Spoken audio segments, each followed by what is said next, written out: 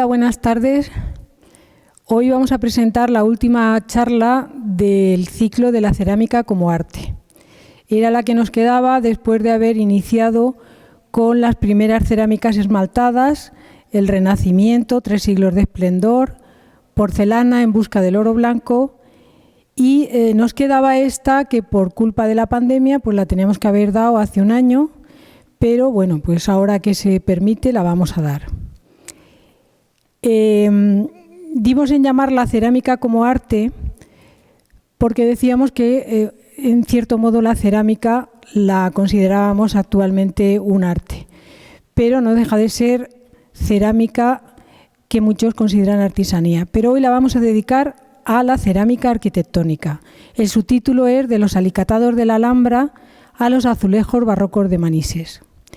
Y un pequeña síntesis, porque quiero decir que la cerámica arquitectónica nació en Mesopotamia hacia el 3000 a.C. Mirad, son estos ladrillos macizos que van a rodear un núcleo formado por adobes, que son barro fresco mezclado con paja, que se configuran con estos moldes y que formaban el núcleo de estas construcciones que son los zigurat, en lo alto de las cuales se colocaba el santuario. Estos ladrillos macizos se tapaban con brea para que las subidas y bajadas de los ríos no inundaran el núcleo y deshicieran estos ladrillos que son crudos. Pero en realidad la primera cerámica arquitectónica vidriada es de aproximadamente el 580 a.C. Lo podemos ver en la puerta de Istar, que era una de las 8 puertas que estaba en la muralla de Babilonia. Estos son unos ladrillos que están modelados y vidriados en su cara externa. Actualmente se encuentra en el Museo de Pérgamo de Berlín y podemos ver la misma estructura en los ladrillos del friso de los arqueros de Susa, actual Irán, de tiempos de Darío I. Estos ladrillos tienen forma de cuña. En la cara externa es donde se van a modelar y a vidriar. Y aquí se ve muchísima mayor policromía que en la puerta de Istar, donde aparecen los turquesas, los ocres, amarillos, azules oscuros. Estos ladrillos tenían forma de cuña para que la parte que se modela y se vidria quedaran muy juntas, no se notaran las llagas, que son los espacios que quedan entre ladrillo y ladrillo, y en esta parte cupiese la argamasa para que se pegaran. Todos estos ladrillos tenían que numerarse perfectamente para que después pudieran juntarse todas las piezas y tuviera una lectura correcta. En este detalle vemos cómo están perfectamente juntos y se puede muy bien ver el relieve y la policromía. Saltamos Egipto porque fundamentalmente ahí lo que se va a construir es en piedra, pero en la península ibérica las primeras cerámicas arquitectónicas aparecen como tejas, ladrillos, gárgolas y antefijas en el siglo VII a.C. con los griegos. Luego se generalizan con los romanos. Y quería traer, no son piezas vidriadas, sino que son piezas simplemente bizcochadas.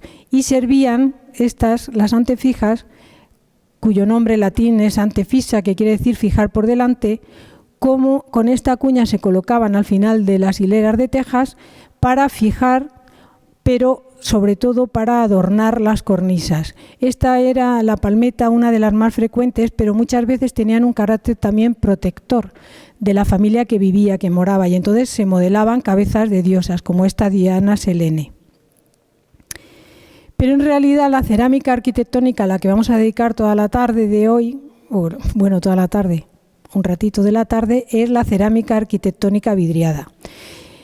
Mirad, las primeras cerámicas vidriadas aparecen en este cuadrado amarillo, que es en el siglo X, en el periodo califal, en Córdoba.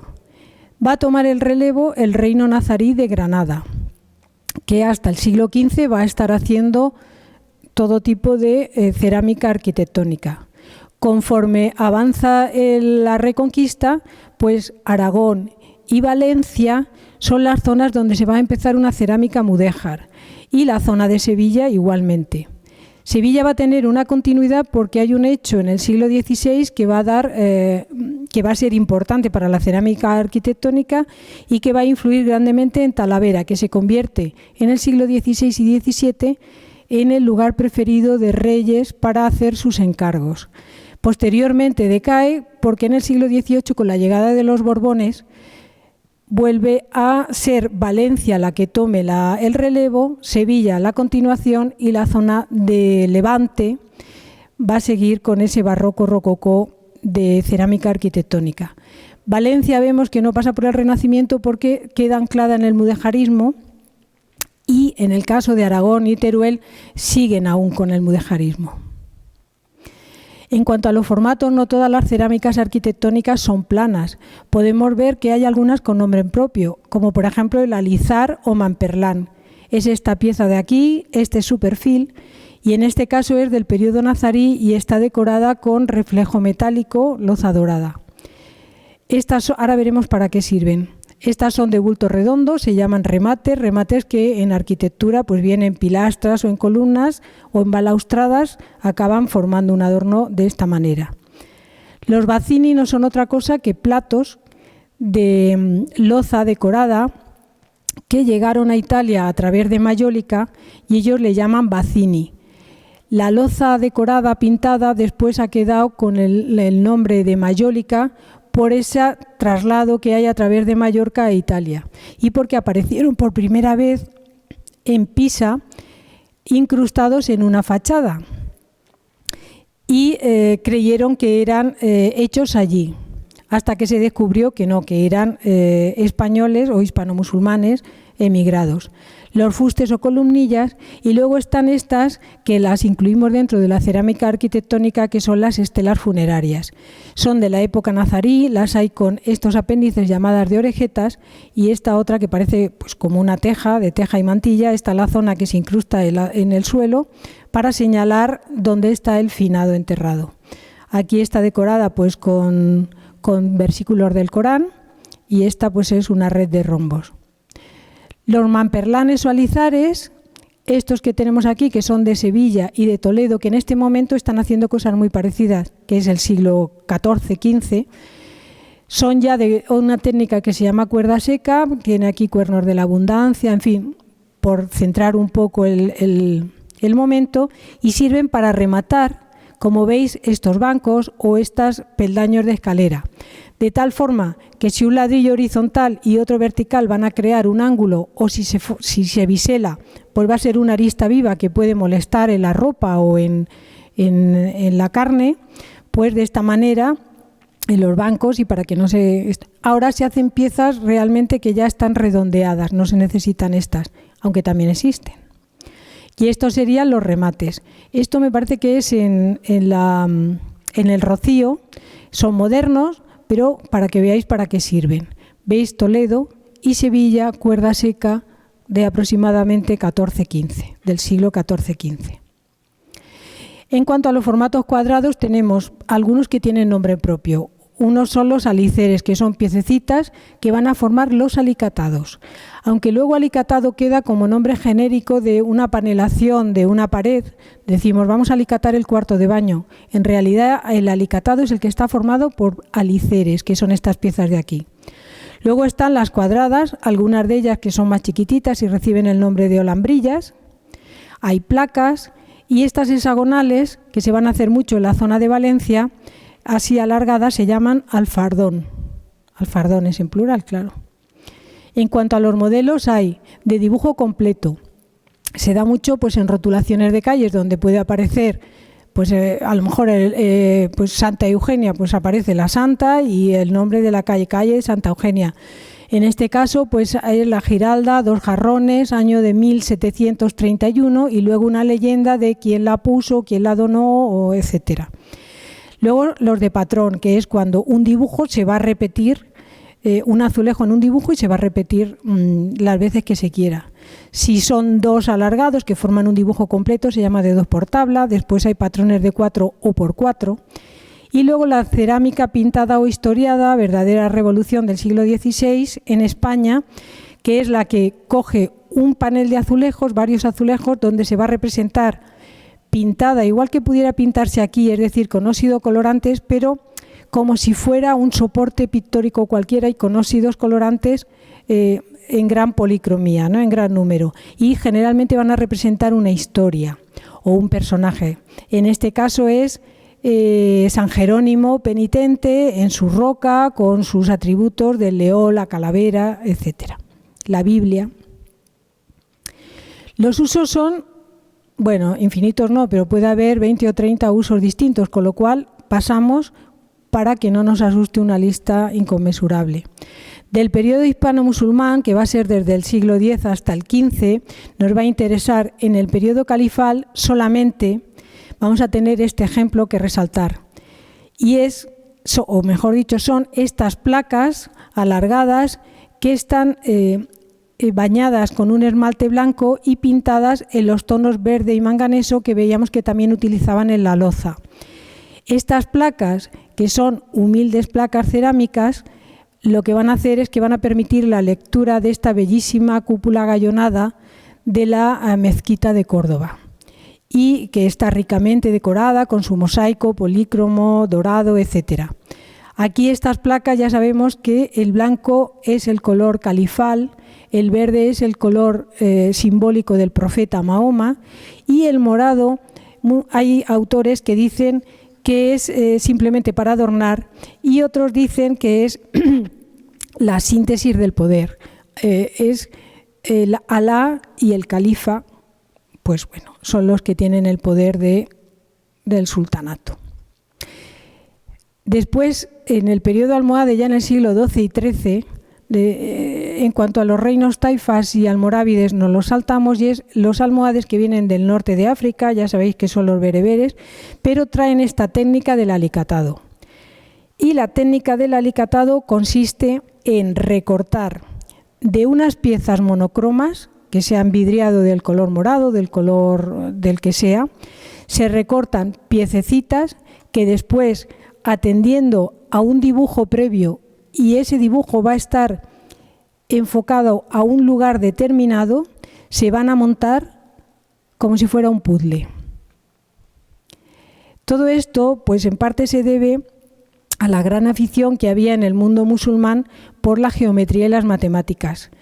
Los musulmanes habían traducido a los griegos, a los principales matemáticos griegos, Euclides, Pitágoras, etc., y en su afición lo traducen al musulmán y gracias, o al árabe mejor dicho, gracias a la Escuela de los Traductores de Toledo, pues ese saber se va a dar a Occidente. Pero bueno, por esta afición encontramos como de figuras que son simples como un cuadrado, restándole estas partes, que las colocan o las trasladan arriba, forman figuras nuevas y le ponen un nombre como hueso. O en este otro caso de un triángulo equilátero, quitando y restando esta parte que trasladan, la pajarita. O el pétalo nace del rombo. Y entonces va a dar lugar a un montón, o a muchos, un montón, a varios combinaciones que podemos encontrar en los llamados alicatados y que la culminación se va a dar en el periodo nazarí y en el conjunto palatino de la Alhambra. Vemos cómo empiezan con composiciones simples, como son cuadrados, que simplemente variando el color ya tiene un efecto y un resultado vistoso, a combinaciones más complicadas en las que partiendo de una estrella, mediante un encintado, se van formando polígonos nuevos que a su vez van a formar otros polígonos y esto se puede trasladar hasta el infinito. Un ejemplo es en la sala del Mesuar, con solo 2 piezas, cómo componen haciendo giros y traslados, más el color variado, pues este efecto que realmente es una belleza, ¿no?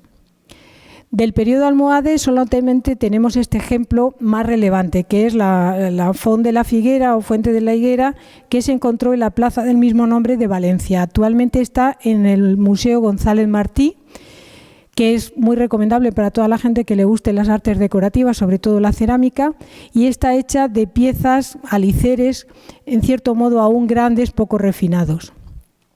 Y en el periodo nazarí, los primeros son del siglo XIII y se encuentran en este recinto, que es un conjunto palatino, que que lo hicieron los almohades y donde al final se refugió la madre, o donde descansaba la madre de Boabdil.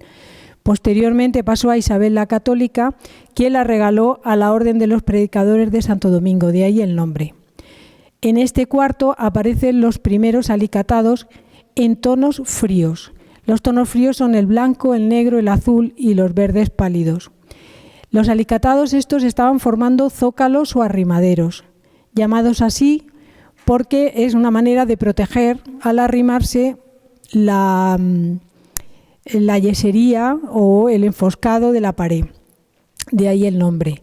Y casi siempre están rematados por unas almenillas escalonadas en blanco y en negro.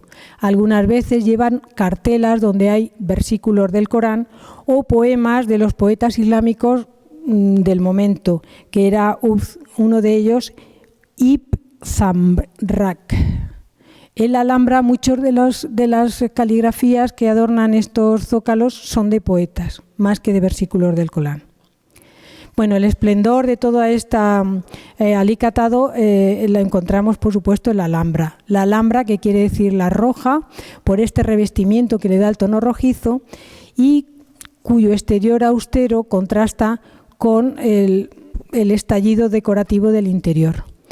Aquí en el mirador del Indaraja, aparte de las yeserías, todos los relieves de las yeserías de los mocárabes, en la parte inferior encontramos estos alicatados que forman el zócalo, donde ya aparecen los tonos melados, empieza a haber un cierto calor. Y si os dais cuenta, este alicatado, que es simple con unas ruedas, no es de los más complejos, pero como se adapta a este espacio, está pensado donde casi se pierde el ángulo, parece plano porque se va guardando la distancia, como veis, y aquí ocurre lo mismo. Lo mismo aquí, donde esta columna dosada junto con la jamba parece realmente que es plana debido a ese ajuste que tenían de estas piezas. Otro ejemplo lo tenemos en los baños de Comares, que cada palacio, la Alhambra, que está formada por un conjunto de palacios, cada uno tenía su baño o hamán. Este es uno de los que se conserva, creo que es el único que se conserva completo, tiene 4 estancias y está inspirado en las termas romanas. Como veis, el agua, que es un elemento muy querido, ¿no?, por los musulmanes, tanto para el riego, las acequias, las fuentes, etcétera, como para la higiene y las abluciones para antes de rezar. Entonces está decorado ricamente y es donde por primera vez aparece el tema de la pajarita. Si el suelo nos miramos, también hay alicatados, o sea que los alicatados también se hacían para solados, pero el desgaste es, pues como podéis ver aquí, extraordinario por el sitio donde está. En el patio de los Arrayanes podemos ver los alicatados con movimiento. Es el tema de la pajarita en el que se ha insertado una estrella o un polígono. Y entonces van girando, se acompaña con las almenillas, en este caso también sinuosas. Es ese giro o movimiento, esa composición cada vez más intrincada que se va consiguiendo. Y en la sala de 2 hermanas aparece todo este encintado donde ya se manifiesta la gama cálida, donde hay ocres, amarillos, azules claros, oscuros, los morados, los verdes también de distintos tonos. Cada pieza es un alícer. Parece que esta pieza pase por debajo de esta, pues bueno, aquí hay uno, aquí hay otro, aquí hay otro. Bien. ¿Todo esto qué quiere decir? Que también adornaban incluso las hornacinas, que eran esos huecos que se dejaban en las jambas de un arco que pasaba de una sala a otra, con la finalidad de colocar los jarros que servían, como no había agua corriente, pues para beber o para lavarse las manos. Hasta esto lo estuvieron alicatando. Pero llegó un momento, como se puede pensar, esta técnica es cara, porque necesita de especialistas que corten, que dibujen y que luego coloquen. Son lo que se llaman alarifes, que algunos traducen por albañiles, pero en realidad son maestros de obra o el equivalente a arquitecto, que eran los que llevaban a cabo esto. Muchas veces los traían de Oriente Medio o del norte de África. Entonces esto al final era una carestía que no se podían mantener en el último periodo nazarí. Entonces inventan la técnica de la cuerda seca. ¿Y qué es? Pues una simplificación, como ahora veremos. Es crear unas barreras con una grasa. En la grasa se puede teñir de color negro o del color que se quiera con los óxidos que se tiñen los esmaltes cerámicos, y que esas barreras permiten que aquí se deposite el esmalte y que cuando se cueza pues aparezca el color. Esta es una loseta que es blanca, es de barro blanco, no es escayola ni nada, igual que esta. Entonces, al depositarlo, lo que hace es que va absorbiendo el agua del esmalte hasta que se seca y entonces ya se puede hornear. Y como veis, es una trampa al ojo. Este es un alicatado y este es el tema de cuerda seca. Aparte de que los colores han salido más bonitos aquí, el alicatado es más bonito. Pero como veis, se pueden conseguir pues casi el encintado y los polígonos que hacen pensar, si se mira, que es un alicatado si no se mira bien. Y así el ataca de la Sala de Dos Hermanas, que es del mismo periodo, son ya azulejos de cuerda seca. Si nos lo podemos ver bien, pues se ve hasta la rayita cómo se unen. Ya son azulejos. De todas las cosas que hacen en el periodo nazarí, quiero resaltar los de reflejo metálico, porque es esa decoración que, digamos, inventan ellos, y que es pintar ya sobre un esmalte que está cocido. Y la idea de hacerlo es para soslayar la prohibición que había en el Islam de mostrar, ¿cómo se dice? Bueno, de no hacer ostentación, de no comer sobre vajillas de metales nobles, de oro y de plata. Entonces, ¿qué manera de hacerlo? Pues haciendo trampa. Cogemos y pintamos para que parezca que sea de oro y de plata. En cuanto a la arquitectura, las primeras aparecen en el siglo IX, en el mihrab de la mezquita de Kairouán, en Túnez. Aparte de que es el antecedente de la cerámica de reflejo metálico arquitectónico, lo traigo aquí porque he vivido un año y me apetecía. Y se hacen con reflejo metálico, se hacen solados, que están ahora mismo pues muy desgastados, pero también se hacían paneles, etcétera. Pero quiero aquí el llamado azulejo Fortuny. Este perteneció al pintor, que era además coleccionista, y lo encontró en el Albaicín. Se sabe que perteneció a la Alhambra. Eran dos iguales, estaban dispuestos en el suelo como si fuera una alfombrilla, porque aunque azulejo, mirar qué medidas tiene, 108 por 63, y después de ser llevado a Roma, de pasar del legado de Fortuny, que no dejó testamento, finalmente fue comprado por el yerno del conde Valencia de Don Juan, y está ahora mismo en el Instituto Valencia de Don Juan. Sabemos que es de tiempo de Yusuf III porque aparece en estas cartelas que están en número de 6, 1, 2, 3, 4, 5 y 6. Y dice, gloria a nuestro señor el sultán, dice el nombre completo del sultán, que es Abu y ya, en fin, larguísimo, que al final concluye que es Yusuf III y es de 1408 a 1417. Quiere representar el paraíso. El paraíso que para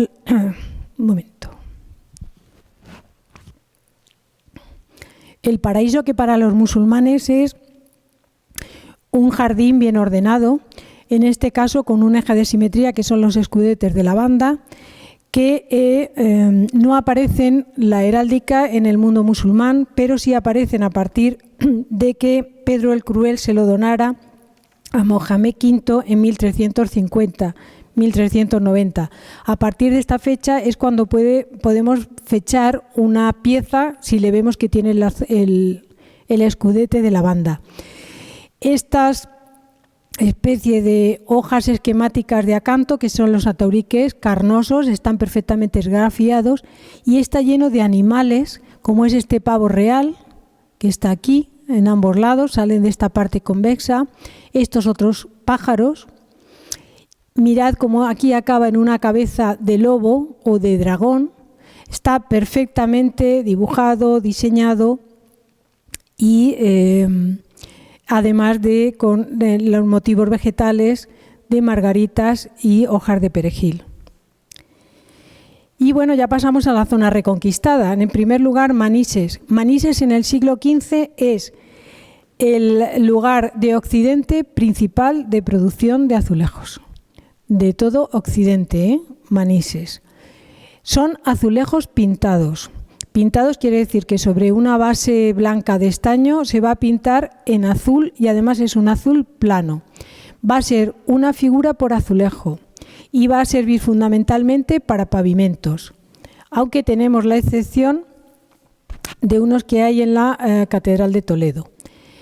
Ya Mudéjar en el arte ya nos está indicando que hay una parte musulmana o islámica de motivos y además se van mezclando porque con motivos cristianos, porque el ámbito donde están viviendo los que en este momento le llamaban moros, que en algunos sitios fueron expulsados y luego volvieron, y en otros pues, fueron expulsados y tomaron los alfares los cristianos, pero en los sitios donde vuelven los musulmanes acaban haciendo esa mezcla de motivos islámicos, como es la mano de Fátima, las llaves del paraíso, en todo este horror vacui que también presentaba el azulejo Fortuny, todo lleno de dibujos, pero progresivamente se va incorporando la figura humana, que la teníamos restringida en el Islam, porque estaba mal vista. Ya sabéis que no hay representaciones ni de Mahoma, ni de Alá, ni nada en las mezquitas.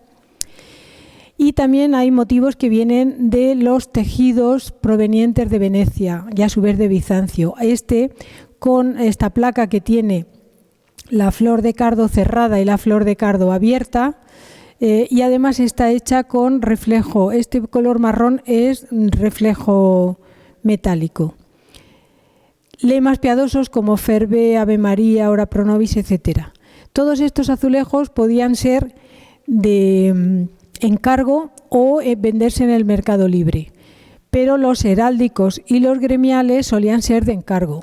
La gente quería a veces representar sus armas o sus emblemas en azulejos para decorar pues capillas mortuorias o sus mismas casas, sus patios, etc. Y en cuanto a las asociaciones gremiales, eran poderosas en este momento, sobre todo la de los peraires, que eran los que manejaban la lana. La lana que después de cortar los vellones se cardaban con las cardas para luego poder hilarse y todo eso. Se asociaban pues para defender en parte sus derechos y poder actuar conjuntamente. Este tono que se ve amarillo aquí es de sucio. Era azul y blanco, o son azul y blanco. El ejemplo que decíamos de la Catedral de Toledo, que es una catedral hecha de piedra, es una catedral rica, pero tiene aquí, bueno, pues este toque de azulejos maniseros del siglo XV. Aquí veis que son alfardones tienen en medio un azulejo cuadrado. En cuanto a los pavimentos, tenemos como ejemplo el pavimento ducal en Gandía, pero veis que cómo se desgasta, ¿no? Son lo que hemos dicho, alfardones, azulejos cuadrados pintados en azul y blanco. Entonces lo que se hacía muchas veces era combinarlo con piezas bizcochadas simplemente para que saliera más barato. De los temas más frecuentes son la rosa gótica y el rodavén o molinillo o rodaviento. Por ejemplo, de la sala capitular de la Catedral de Segorbe son los alfardones a los que se le ha cortado un piquito y se ha metido una olambrilla. Manises hemos dicho que era en Occidente en este momento el lugar más importante, y además exportaban a Portugal, a Flandes, a Francia y a Italia. Y esto se va a manifestar, por ejemplo, en el arte, este famoso políptico, la adoración del Cordero Místico de Van Eyck, que está ahora mismo en Gante, cuna de nuestro Carlos I de España y V de Alemania. Vemos que en las puertas, en esta calle del Coro de Ángeles y en el Coro de Músicos, en el suelo, el azulejo, si lo pudiéramos ver de cerca, es de Manises.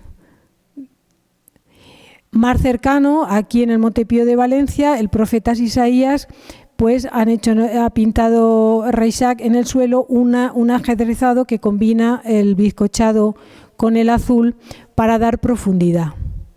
Y aún más cercano, en Ayora, en la iglesia de Nuestra Señora de la Asunción, podemos ver estos azulejos de aquí, que es la rosa gótica que hemos visto antes. Tema aparte son los socarrat. Los socarrates sobre un barro crudo, es decir, no son vidriados, se extiende una capa de cal y sobre ella se pinta con óxido de manganeso que da el color negro y óxido de hierro que da el color marrón. Los socarrat eran para adorno sobre todo de entre vigas de los tejados, ¿cómo se dice? Bueno, de los techos, se colocaba entre las vigas. Tienen muchos los auténticos este color sucio, pues por el alumbrarse con velas o con lámparas de aceite, claro. Y también lo podemos ver, ¿veis? Aquí todos, ¿no? Con un poco color, estos son vigas de madera, en aleros. Y en este caso, esta fachada es moderna, es de ahí, al entrar en Alicante, en la Explanada, se ve una fachada donde están estas piezas. Los temas son muy variados, de figuras, arquitecturas, barcos, animales que unos son reales y otros son imaginarios, etcétera. En las ferias medievales los traen muchas veces los artesanos de ahí de Valencia, reproducciones de estos socarrat. Bueno, y entramos en el Teruel Mudéjar. Dentro de Aragón, Teruel es el conjunto más homogéneo del mudéjar. Y es un mudéjar que no es solamente decorativo, sino que es también constructivo, estructural. Quiero decir que el arte mudéjar va a ser esa unión del arte musulmán con el arte cristiano, pero que se va progresivamente mezclando o incorporando lo cristiano a lo musulmán, creando este arte que en el caso de Teruel es un poco arcaico porque ahí llegaron solamente en el periodo califal y en el taifa. Los almorávides aportan poco y sí que es verdad que hay una cierta influencia del almohade que hemos visto que llega desde el Guadalquivir, y fundamentalmente lo que vamos a ver son fachadas que en Teruel hay 4 torres que son Patrimonio de la Humanidad declarados por la UNESCO en 1986. Y es esta combinación de ladrillo que resalta de la fachada junto con el azulejo, con la cerámica vidriada, coloreada. El ejemplo más antiguo es de 1257, que es ahora mismo la Catedral de Teruel, Santa María de Mediavilla. Pero una de las torres que está declarada Monumento Patrimonio de la Humanidad es esta Torre de San Martín. Tiene una gemela, que es la del Salvador, del siglo XIV, donde podemos ver que el resalte de los ladrillos hacen un juego de luces y sombras que, sumado a las piezas vidriadas en blanco y en verde, donde hay estrellas, donde hay azulejos ajedrezados, donde hay fustes y platos, todo esto son platitos, igual que esos de ahí, de color verde, crean como verdaderos tapices verticales. Son una maravilla, junto además, por supuesto, con los arcos abocinados, en fin, todos los vanos que tiene, más ese juego de luces y sombras. En Pina de Ebro vamos a ver estos bacines que hemos visto. Si los platos que hemos visto en Teruel son hechos ex professo para la fachada, en el caso de Pina de Ebro son platos de vajilla que se insertaron a lo igual que en Pisa. Y ya del siglo XVI pongo esta torre porque es esa continuación que decimos que en Aragón se va a hacer del mudéjar. Es una torre octogonal, parece que son 6 pero son 8 los lados, donde se van a insertar ya azulejos de la siguiente técnica que vamos a hacer, que proceden de Sevilla, del siglo XVI. Y además en esta parte de aquí hay otros azulejos que la mitad es verde y la mitad es blanca, que la zona de Aragón le llaman de vela. Igual, el juego de luces y sombras. Estos son los de vela. Fijaos como solamente mitad verde, mitad blanco, se pueden hacer multitud de combinaciones. Y además, a su vez, se pueden combinar con azulejos pintados de muestra. Se utilizaban en pavimentos, veis también el desgaste. Aquí hay algunos que son pintados y es pues a modo de alfombra, ¿no? Intentar parecer una alfombra. Y de los azulejos pintados que se hacen, la más bonita representación está en el Salón del Trono, que es de finales del siglo XV, de la Aljafería, que es un palacio taifa. Lo que pretenden en el suelo es remedar o reflejar el artesonado, donde hay 3 calles y 10 calles perpendiculares. En el suelo aparecen igual que los octógonos de aquí, pues son octógonos ahí. Entonces esa combinación del azulejo bizcochado con el azulejo pintado en blanco y azul, o esmaltado o vidriado, estos de aquí serían los que corresponderían aquí, que casi han desaparecido el color. Y luego todos estos serían también vidriados en color. Es lo que queda, pero es un conjunto bonito. Y llegamos a Sevilla al siglo XVI. Damos el paso pues prácticamente al Renacimiento. Y en Sevilla van a ocurrir, va a tener un periodo mudéjar, como hemos visto en el mapa, pero en el periodo mudéjar se va a venir haciendo los alicatados, los azulejos de cuerda seca, pasamos de ello. Entonces vamos justo al siglo XVI, que es donde se va a dar el bombazo. Y va a ser la creación de arista o cuenca, que es otra técnica que simplifica aún más la de cuerda seca, que a su vez simplificaba el alicatado. O sea que vamos intentando pues casi llegar a la industria. Entonces, la cuenca o arista, esta técnica consiste en hacer unas incisiones en una placa, como en este caso que es de yeso, también se puede hacer en una placa de madera o de metal. Y luego se coloca barro blando, en este caso como esta es una loseta blanca, pero que cuando estuvo cruda se colocó, se presionó, y donde antes había una incisión, ahora queda una pequeña muralla que termina en una arista viva, por eso se llaman de arista. Entre muralla y muralla queda una cuenca, un hueco, y entonces es ahí donde vamos a depositar el esmalte. Entonces es casi como mientras tengas molde puedes ir sacando azulejos. Y veis que podemos conseguir las lacerías que estábamos viendo para hacer el que parezcan alicatados, pero empiezan a aparecer los temas platerescos o finales del gótico protorrenacentistas más los renacentistas, que provienen pues tanto de fachadas como de grabados, donde la flor del acanto se retuerce y es tan efectista y tan ornamental. Sevilla, en este momento, en el siglo XVI, es la sede de la Casa de la Contratación para el Comercio de las Indias Occidentales.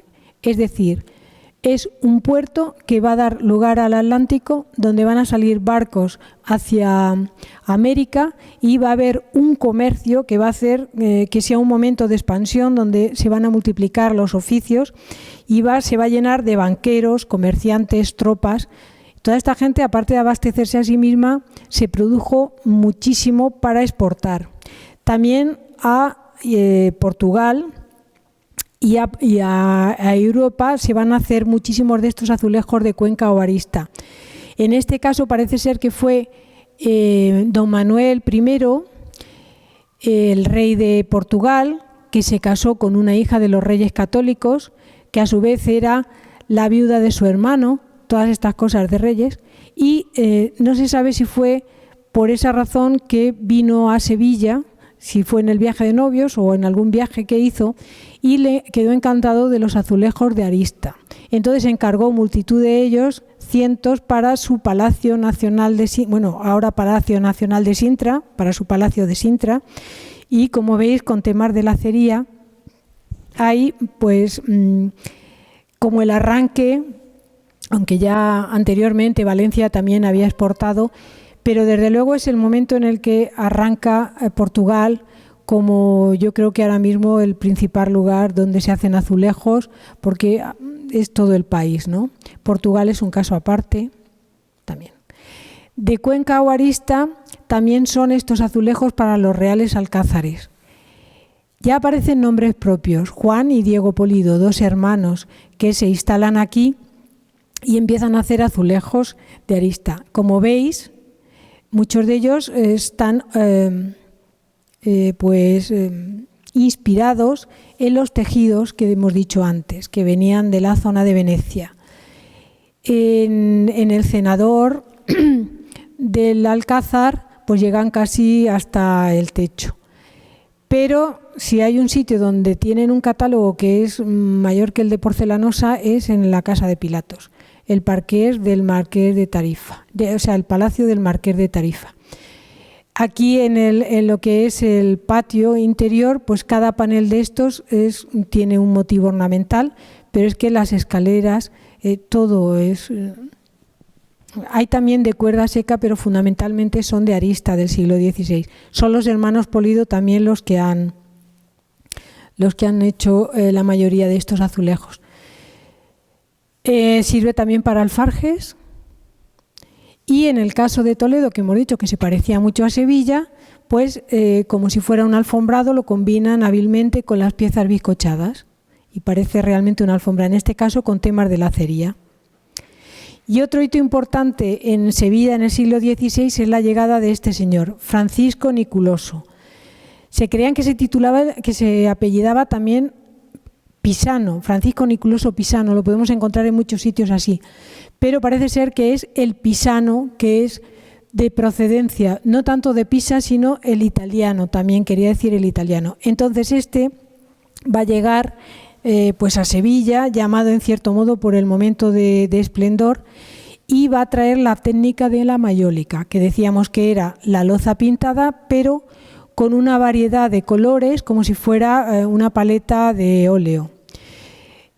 Una de las obras más importantes que tiene es este retablo de la Visitación, aunque hay que decir que hizo muchísima obra, tanto de arista como de paneles historiados. E influyó grandemente en el resto de la cerámica que se estaba haciendo en la península, sobre todo en Talavera. Aquí es la Visitación de la Virgen María, su prima Santa Isabel, con este séquito un poco, como diríamos, anacrónico, porque están vestidos como la época, pero no deja de ser como si fuera una pintura en el que crea un fondo de paisaje con agua, con puentes, con árboles, etcétera. Y están detrás de estas columnas con dibujos a Candelieri, que ya sabéis que provienen de la Domus Aurea que se había descubierto en la casa de Nerón, donde estaba decorada con pinturas de este estilo. Este es un azulejo que en el 2005, hace, ¿cuánto? 16 años o por ahí, estaba acreditado como de Niculoso Pisano y remató en 55.000 euros en una subasta. No digo nada. Del tema 16 y que luego van a aparecer en el 18 y en Talavera y en muchos lados, quería significar solamente esto. Este es un tema que vamos a ver en muchos sitios, se llama punta de clavo de diamante, porque parece que es como un diamante facetado, o un clavo, este de aquí, y que va a servir pues como paneles para revestir o enmarcar otros, o simplemente como dibujo repetitivo.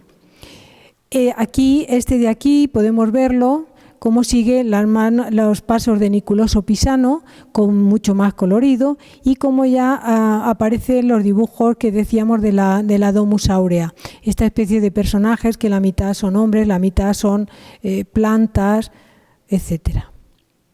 Y ya en el siglo finales del 17 y 18 lo que hace Sevilla es en parte volver al azul, pero al claroscuro, también dibujando en paneles, como si fuera una grisalla, por influencia de las porcelanas que venían de Oriente, que eran pintadas en azul sobre el fondo blanco de la misma porcelana que estaba vidriado. Esto es Sevilla, tiene muchísimo y hasta hoy en día siguen haciendo azulejos, pero de Talavera de la Reina es esa conjunción o ese influjo que tuvo Niculoso Pisano con la llegada de este Ian Floris, que enseguida le pusimos de nombre Juan Flores. Llegó a mediados del siglo XVI y traía bajo el brazo, como aquel que dice, los grabados de su hermano Cornelius, que utilizaba esta ornamentación como si fueran trabajos de hierro forjado o de herrejería, En algunos sitios se le llaman ferronerías, pero supongo que eso será francés, ferronería, en fin. Y él era pintor, Juan Flores era pintor, pero estaba formado como ceramista por un italiano que se llamaba Guido Durantino. Entonces llegó a Talavera de la Reina y trajo estos temas que colocó como ornamento, y en Talavera se crea esa mezcla de este tema con el renacentista. Y fundamentalmente, aunque en Talavera se hicieron azulejos de tema único, pero lo que prevalece son también los historiados, los que utilizan un panel. En Garrovillas hace como primera obra, una de sus primeras obras, este San Pablo, que lleva pues sus atributos, como son la espada con la que lo decapitaron y el libro de los Hechos de los Apóstoles. Como veis, de la misma época en policromía. Hay que decir que la policromía de Talavera es mucho más apagada que la que luego veremos en Valencia. Son azules, amarillos y verde, combinación de ambos. Pocos se extienden más. Pero podemos encontrar el tema de Cornelius Floris y los temas que aparecen en el Renacimiento italiano. Como tema único es muy famoso el de Juan Fernández, se llama el Florón. Y son estos que hay uno más simple en el que simplemente dibuja un poquito como para dar idea de tridimensionalidad, y este otro donde la hoja del acanto o lo que quiera representar se retuerce como en esta especie de enrejado. 3 fueron los que encargó Felipe II para el Escorial. Todos los arrimaderos del Escorial encargados por Felipe II a Talavera de la Reina tienen este tema. Talavera de la Reina en este momento pues ya decimos que es el principal abastecedor de todas las casas reales hasta el siglo XVIII, donde a los Borbones no le gusta este estilo y se pasa el tema a Valencia y a Alcora, que ya vimos en su momento. Aparte del tema del florón, pues se van a hacer placas y se va a sustituir mucho los paneles para frontales de altares o para los mismos cuadros de altar. En vez de pinturas se hicieron muchos azulejos. Nos vamos a centrar en la ermita de Nuestra Señora del Prado, que es la patrona de Talavera de la Reina, que se acabó la última, bueno, se han ido haciendo ampliaciones y reconstrucciones, pero de 1669 es la que quedó más o menos como ahora, que es una basílica de 3 naves, en cuyas naves laterales aparece un zócalo en la parte de abajo como los del Escorial, y en la parte de arriba unos paneles separados por estas figuras que son columnas antropomorfas con la mitad superior con estas figuras que están con los brazos cruzados, llevan faldellines y de cuyas cabezas o en cuya cabeza se apoya el capitel y sale un arco donde hay una inscripción en latín que está en relación con lo que se dibuja debajo. En este caso estaba al mismo tiempo junto a la cruz su madre. Es el momento de la crucifixión donde la Virgen María y San Juan Evangelista con la Jerusalén al fondo, la cabeza de Adán, etc. De todos los paneles que hay, los del lado del Evangelio son la genealogía de Cristo, representan la genealogía de Cristo, y los de la nave de la epístola el ciclo de la Virgen María. Muchos de estos van a estar tomados de grabados de Peter van der Voort, que es un holandés, que lo toman de ellos y hay partes del dibujo que está perfectamente copiado, como es pues toda esta zona de las manos, las túnicas, etcétera. Pero luego libremente los artistas talaveranos, pues si necesitan ocupar un espacio que no viene en el grabado, aquí cierra el espacio con estas arquitecturas, y aquí el pintor talaverano, por cierto, son anónimos, se abre con un paisaje donde sí que al fondo hay unas arquitecturas, unos árboles, en fin, como son alargados, pues se ajustan a esas figuras. En este caso, mi alma glorifica al Señor, y representa el encuentro que ya vimos también en la capilla de Niculoso el Pisano, la Virgen María y Santa Isabel cuando están ambas embarazadas. Este otro ejemplo, lo mismo. Bueno, aquí la Virgen mira al niño, está amamantándolo. Es raro ver a la Virgen amamantando al niño en la huida a Egipto, pero por eso mismo se ve cómo es copia y cómo hay muchas partes, esta zona de aquí, de San José, que son copias literales de los grabados. Sin embargo, pues tienen ocupar espacio, adelantan a San José y la cabeza de la burra que está aquí detrás, pues aquí la ponen por delante de San José.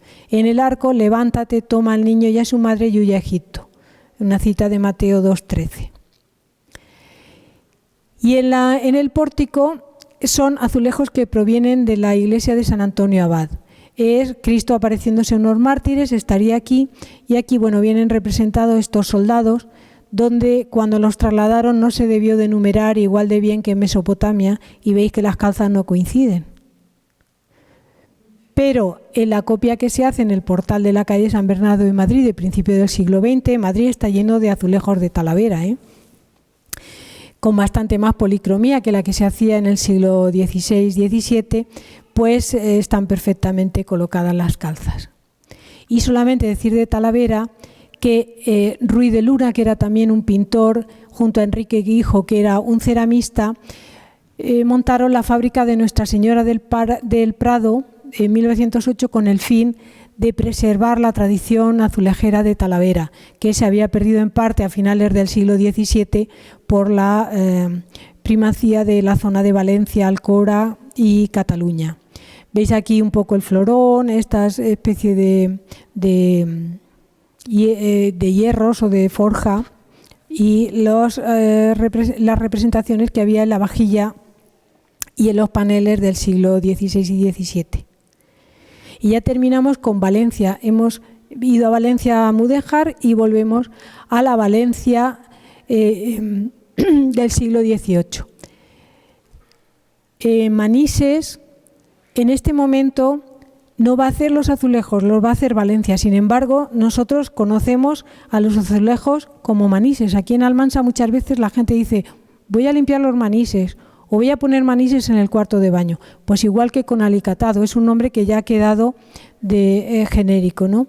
Igual que lo de la mayólica, Talavera, que exportó también mucho a América, en Puebla, a las cerámicas, ya lo dije en su día, a las cerámicas que hacen allí pintadas y esmaltadas y pintadas le llaman talaveras.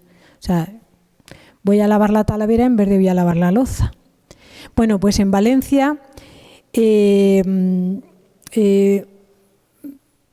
este momento se van a hacer. Bueno, lo vamos a distinguir los azulejos respecto a Talavera porque la policromía es mucho mayor. Y van a haber una serie de azulejos de tema que llamamos seriados, serie seriada, unos azulejos que son de tema único, bien un azulejo o bien por 4, como podemos ver aquí. Los nombres en valenciano, el rodavén o molinillo o rodaviento, donde aquí está representado en 4. La magrana es la granada, la pometa, la manzana. Y aquí vemos azulejos que por 4 van formando dibujos que se puede con ellos panelar pues también un zócalo, una solería, etcétera. Y donde decíamos azulejos de vela en Aragón, aquí es el mocadoret, el pañuelito, porque asomaba por los bolsillos de las chaquetas. Y aquí tenemos ejemplos, aquí mismo. Del solado del camarín de la Virgen del siglo XVIII tenemos el rodavén. Fijaos que aquí parece que sea un zócalo de azulejos con rodavén y mocadoret, y es pintado. Pero los del suelo sí son auténticos del siglo XVIII. Y esto está aquí al lado. Veis que tienen colores en azules. A ver, la foto tampoco es muy buena, pero son distintos tonos de azul, distintos tonos de ocres, amarillos, verdes. Y luego hay azulejos que no son seriados, sino que conforman varios de ellos, o podrían ser seriados, pero no de por 4, sino en un espacio determinado se van formando cenefas o azulejos o paneles completos. Y uno de los ejemplos también lo tenemos aquí.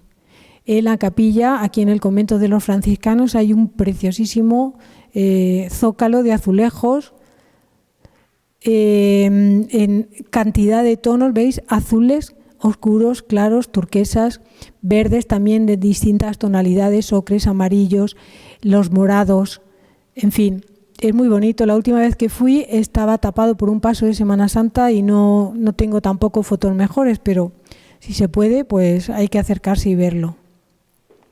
Sirven también para vuelos de balcones. En toda la zona de Valencia tú miras para arriba y muchos tienen estos dibujos. Para contrahuellas de escaleras, la huella y la contrahuella. Mirar, estos serían los mamperlanes, en este caso de madera.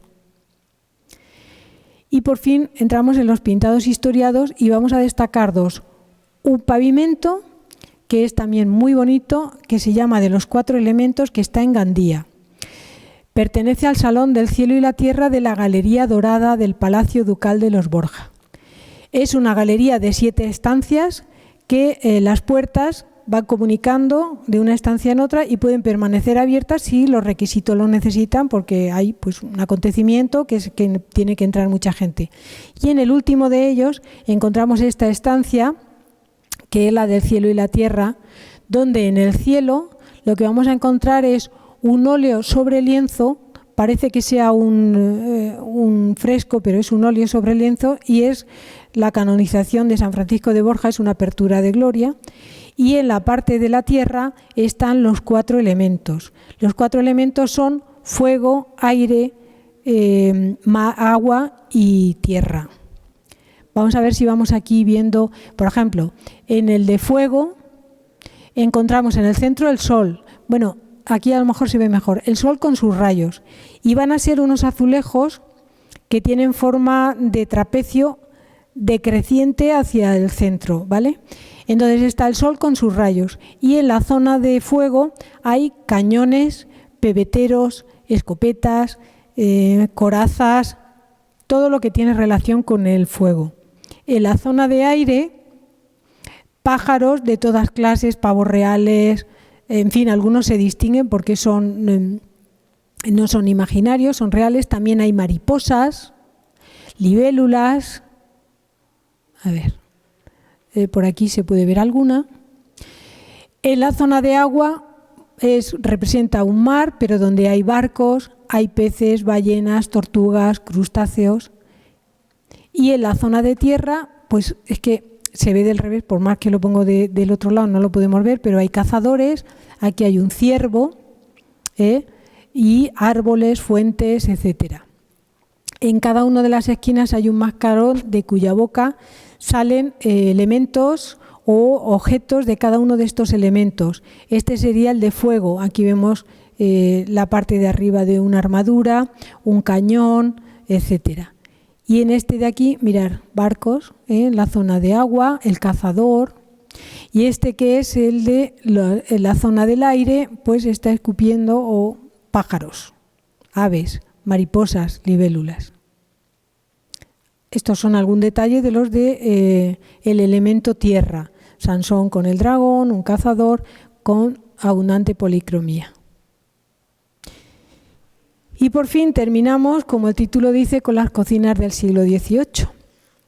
En Valencia se hacen muchos tipos de azulejos para cocinas, desde zócalos, dibujos únicos, figuras, mitad del espacio entre el suelo y el techo, pero vamos a destacar la cocina que está, digamos, el espacio se va a concebir como un espacio pictórico con una iconografía original donde se van a representar objetos, alimentos y figuras que hay en una cocina normal. Entonces es como una cocina en la cocina, digamos, ¿no? Con un criterio ilusionista. Esta está en el Museo de Artes Decorativas de Madrid. Hay otra muy bonita en el Museo de Manises. Y aparte en casas señoriales. Esta está completa, trasladada aquí. Entraríamos por aquí y en este panel vemos como en la parte de arriba hay elementos como pueden ser la jícara, la rasera, un caldero, el trípode, etcétera. Aparte de los alimentos, la caza, etcétera.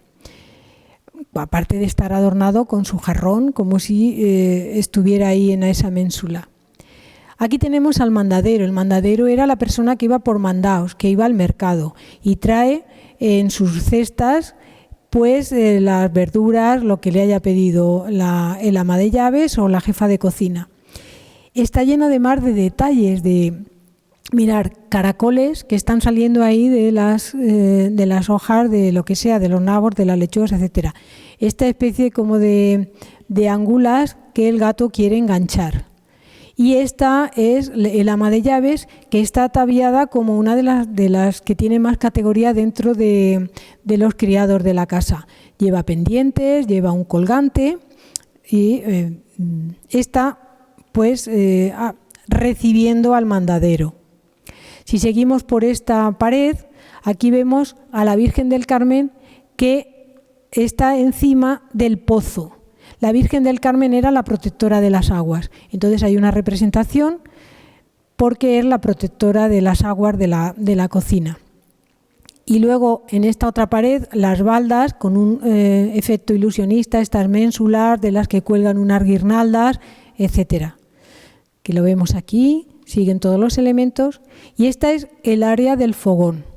Entonces, si en la cocina normal estarían con estos azulejos de estilo oriental que se llevaba mucho, ya de rococó, con estas asimetrías, pero lo que está representando en la parte alta del fogón es lo que el fogón en sí, ¿no?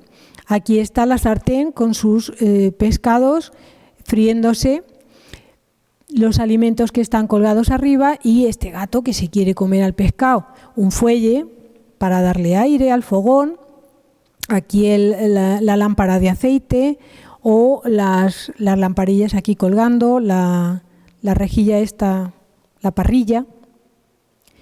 Y en esta pared pues están representados las figuras que van a componer o que van a estar en esa cocina. Esta está castigando al gato por haberse comido el pescado.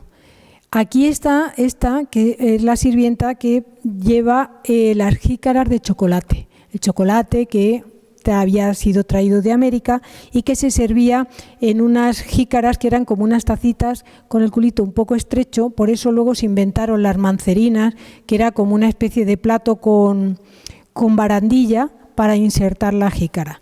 Pero aquí la lleva sin la mancerina y una se le vuelca.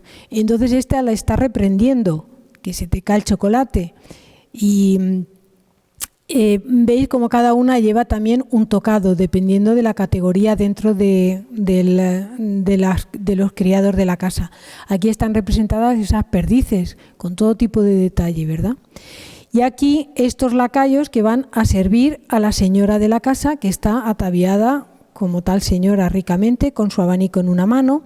En esta mano lleva, aquí lleva una flor, aquí lleva su abanico, todo el tocado ya del rococó y pues este traje de puntillas y encaje. El perro sale a defender a su ama porque se acerca demasiado este lacayo. Y aquí, como último eslabón de toda esta cadena de criados, está la negrita que está barriendo en el suelo y que en esta época también se llevaba. Como veis, morcillas, chorizos, en fin, como para irse a comer. Y con esto acabamos todo este repaso de la azulejería desde los alicatados de la Alhambra hasta el siglo XVIII. Con esto despedimos el ciclo de la cerámica en el arte o la cerámica como arte. Como ha pasado tanto tiempo ya se me ha olvidado exactamente. Pero bueno, yo creo que es un repaso exhaustivo y hay muchísimo más por ver. Quiero decir que es algo a considerar, ¿no? Que tenemos mucha riqueza azulejera en España y ya, si seguimos en Portugal, no acabamos. Buenas tardes y hasta la próxima.